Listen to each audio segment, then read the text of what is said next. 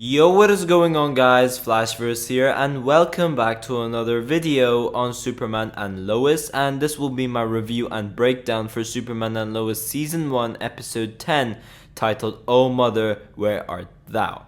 And once again, Superman and Lois has delivered another amazing episode. I am honestly speechless with how good this show is. Every single week, not only are the episodes so story driven, but it just keeps getting better and better, much more intense.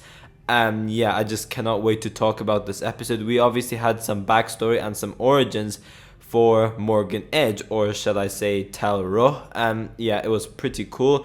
We had more of that ex-Kryptonite stuff with all the Kryptonians coming into play during this episode, with something very cool taking place which I wasn't expecting, which again I'm going to talk about during this video. And also the ending scene, I'm going to theorize about what's going to happen because it is a pretty interesting ending scene, and judging from next episode, it doesn't look like we'll be having much of Clark Kent in present day, but it will be all flashback stuff, so I'll be talking about that as well. But yeah, things just got much more interesting, and honestly guys, I just cannot wait to see where this goes. This is by far the best DC TV show this year without even a question. This show, it's just amazing. But before I get into anything else, spoiler alert, because this is a review and breakdown after all, so I'll be going over some major spoilers which you certainly would want to hear from me. So if you haven't seen the episode, go watch the episode and come back later for this review and breakdown. But for those who are staying, be sure to drop a like on the video and subscribe to the channel so you are aware of more Arrowverse content coming your way. Okay, so this episode kicks off right where we left off from last episode, where Morgan Edge reveals to Clark that they are related, they are siblings. But during this episode we find out that Morgan Edge, or shall I say Taro, was actually the half-brother of Clark Kent. So before Superman's mother, Lara Van, married Jor-El, she was with another man, Taro, and that is when they had Taro as a kid. Now, Taro was sent to Earth at the very same time Clark was sent to Earth as well, so when Jor-El learnt of the end of Krypton. We find out that Taro has obviously arrived before Clark and Kara and had very opposite lives of them. So Clark obviously had this very happy life with Martha and Jonathan Kent, but when Morgan Edge arrived on Earth, and he landed on Britain I believe it was, but he didn't have a very pleasant welcoming, and this does tie into his motivations, which was something I really liked.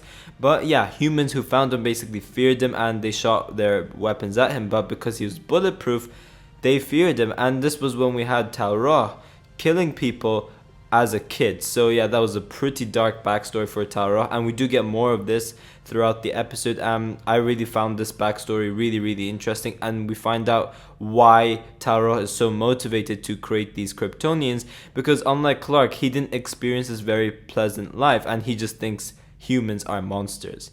And we find out that his mission is to basically revive Krypton on Earth and bring back Superman and his mother, Lara Van. So yeah, Morgan Edge offers Clark a place, but Clark denies. He says this is not the way to bring back Krypton.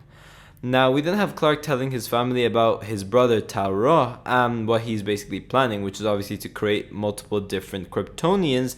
And Lois basically tells Clark to make sure the things he's saying is right. Meanwhile, she works with Samuel Lane to locate Kyle Cushing and basically check up on Lana Lang to see if she's okay.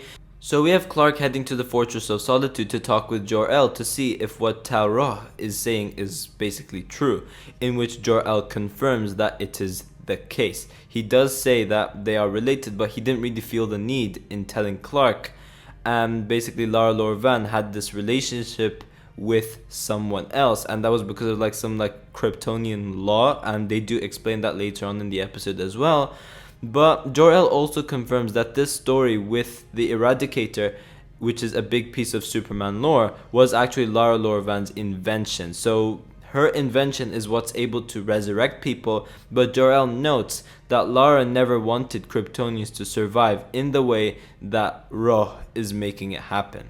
So we have Jor-El saying that he isn't able to help Clark because this isn't his invention and he has no idea how he's going to do it. The only person who's able to basically reverse what's happening is Lara Van. Now meanwhile that is happening, we have Lois as well as Samuel Lane and a bit of his soldiers heading to check on Lana, and they see Kyle over there. So Kyle turns back into his Kryptonian self and he attacks them both, but Lois has kryptonite, which I found so badass, and he's like, you're not stronger than me or something, and we have like Lois punching him. I found that so cool, and she basically knocks him on the ground with the kryptonite. Yeah, we have General Samuel Lane busting in with the DOD, and they capture their first ex-Kryptonian. Now with Kyle captured, Lana, Clark and Lois work to put things together and how they're going to stop what's happening, and Lana is able to identify someone that could be a weak link in Morgan Edge's army. So that is a doctor that may have helped with the body snatching process, which Morgan Edge is obviously carrying, so that they could take the Kryptonians and put them into a human body.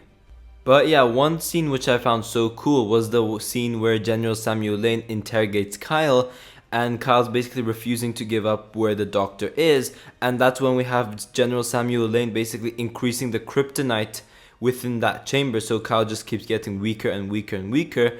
I really like that scene. It just shows how, like, you know, Samuel Lane is willing to do anything to just get answers. It works. Kyle is able to give up Dr. Donovan. That's where we have Superman and the DOD go and capture him, and in doing so they're able to locate the machine which is doing all of these transformations. Now the doctor admits the only person who could help undo the transformation is the person who created the tech, in which General Samuel Lane is like, wait, who is that? In which Clark obviously responds that it is his mother. Now we have Lana and Lois go to the Smallville DOD command center, and Lana is in shock to see Superman in person. Now this is something which I just wasn't convinced by, because she has no idea who Superman is, and even when they had like very close interactions with one another, she was very close to Clark. When they were kids, they were obviously dating, they were together, and when she sees Superman right in front of her, she's not able to notice it. Now I know it's like the whole glasses thing and we have to pack the punches, although it does not make sense, but I was honestly shocked that Lana wasn't able to put the pieces together after she saw Superman. But it is what it is. It's not that big of a deal because it happens in the comics, it happens in live action. So yeah, I'm just going to let that slide. Now the DOD has the Eradicator machine, but they need to turn it on and see how it works. They need a volunteer to obviously put Lana Lorvan's consciousness onto a body. Yeah, we have Lana obviously volunteering to do so. Now while that was happening, we obviously had the storyline with the kids, with Jonathan, Jordan and Sarah basically going to talk about what's going to happen and what is happening around Smallville, in which we have Jonathan like revealing to Sarah what's actually happening and what happened with her father. So we have the kids trying to visit Kyle, but they are stopped by the DOD, and Jonathan basically pleads with General Samuel Lane to let them in to see Kyle, and he allows them to do so. Sarah basically sees the Kryptonian version of Kyle. So he's full Kryptonian, he is evil, and he's just lashed onto Jonathan, claiming when he gets out, Jonathan will be the first one that he kills. But yeah, we had this cool interaction between Lana and Superman, and once again, I just didn't know how Lana wasn't able to put the pieces together. It seemed like she was suspicious when Superman obviously said Lana, and then like the reaction which Lana had, it seemed like she was able to like put the pieces together, but she didn't notice. But yeah, Lana has to go into the Eradicator, so that's what happens, and it is turned on, and the spirit she receives is none other than Lara Lorvan.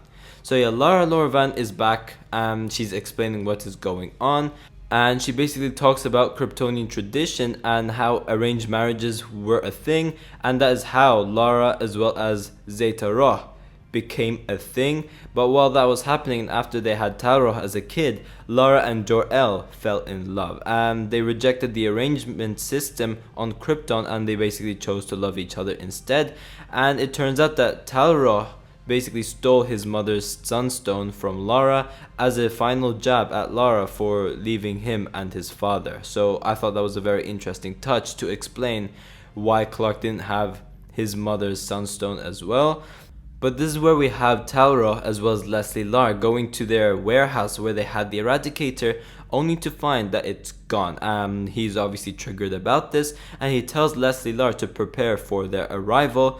and Taro says that he's done waiting for because Kal-El has officially made his decision. He's choosing humanity over Kryptonians. Now Lara is able to explain how to fix those infected with Kryptonians, and basically each has to go through the Eradicator again. But the thing is, that won't work with Taros' army, so they need to find another way to do so, and they need to just get rid of the whole army at once, removing the Kryptonian powers and consciousness and returning human control.